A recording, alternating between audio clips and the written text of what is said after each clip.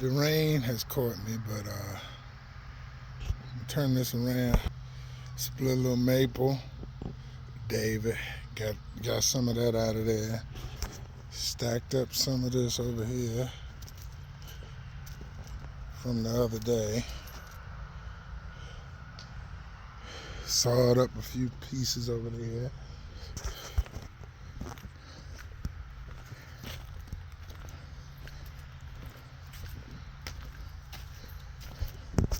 Split up some of this cedar. I'm gonna throw it over here for David to burn. A little short stuff.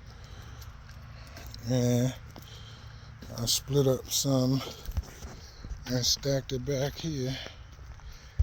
Y'all remember it was a half a row. Now that's a full row of oak and a little short pieces. Split up some of that cedar and put it on the pile. And I made sure my little push mower was running. And I pushed a little bit of this grass over here in my brother's old spot where the cats are.